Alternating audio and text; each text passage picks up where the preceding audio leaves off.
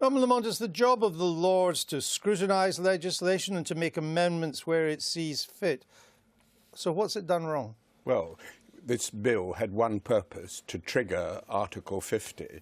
What the Lords is trying to do with a whole series of amendments that they have put down is to attack conditions to the triggering of Article 50. That doesn't seem to me to be scrutinising, and it seems to me it's against the national interest because it is taking away from the government, or would take away from the government, the flexibility that they ought to have. Except that one of the consequences of leaving the EU is to raise the issue of the status of EU nationals who are already living and working in this country.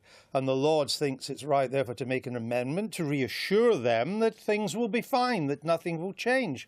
Since that's government policy, we are told anyway, why not accept the amendment? Well, this issue of the status of EU nationals here cannot be separated from the situation of British citizens resident in other EU countries. Why?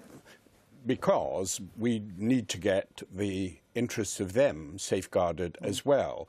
And the Prime Minister, as I think you were alluding to, has made an attempt already before negotiations have started to get the issue of EU nationals here and of UK nationals, to whom the UK government has a responsibility and a duty of care, to get them considered together. And we were told this could not be done in advance of the negotiations. No, but because Angela Merkel in particular, the German Chancellor, said, well, you have to trigger Article 50 first before we can do that as part of the negotiations. But are you under any fears that other EU countries are going to begin mass deportation of British citizens in EU countries?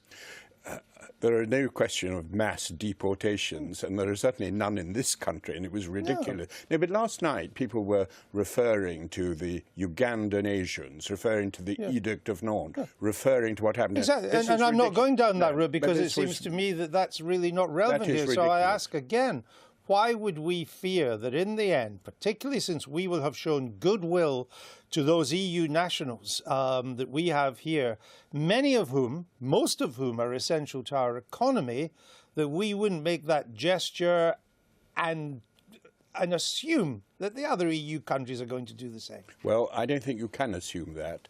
Really? What evidence do you have I don't for that? think you can. Well, last night someone made the point in the debate. I can't go into the detail because I don't know the detail of it myself, but there are certain countries in the EU that have not fully recognised what they're meant to under the EU treaties in terms of the rights of nationals living within their countries. I think it would be quite reckless to do a deal about EU nationals here and not have similar, absolutely identical assurances. So why did so many Tory lords rebel and not accept the Home Secretary's assurances, the Conservative Home Secretary's assurances?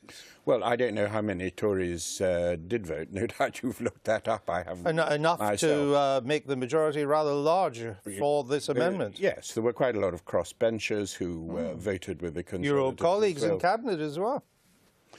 Indeed, a rare appearance. What is your feeling, Norman Lamont, about Tory rebels in the Commons? Will they be emboldened by what has happened in the Lords? Will the government be able to take this out of the legislation again and send it back to the Lords? I wouldn't have thought so, because if a potential rebel has supported the government in the previous vote, I'd have thought it would be very unlikely they would then change their mind just because of the House of Lords. So in your view, despite this substantial majority, and we understand there's another defeat, we think, coming up in the Lords over the vote on the Brexit deal itself, in your view, is the government still on target for triggering Article 50 on March the 15th? Provided that there is not an exercise in ping-pong.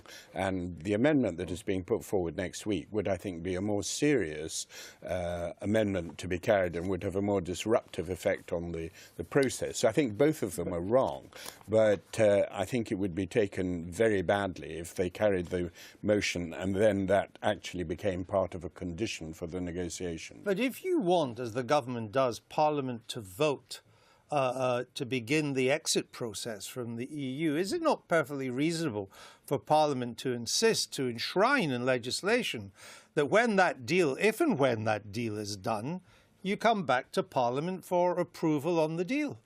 But the government have said there will be a parliamentary vote. That parliamentary vote will be on whether to accept any terms that have been agreed or whether to move to membership of the WTO and define the relationship in that way. What people are wanting with the amendment is to have a third option, which is to say we will effectively remain members of the EU, and that would be to go against the result of the referendum. By holding the referendum, we have bound ourselves to abide by the conclusion of that referendum.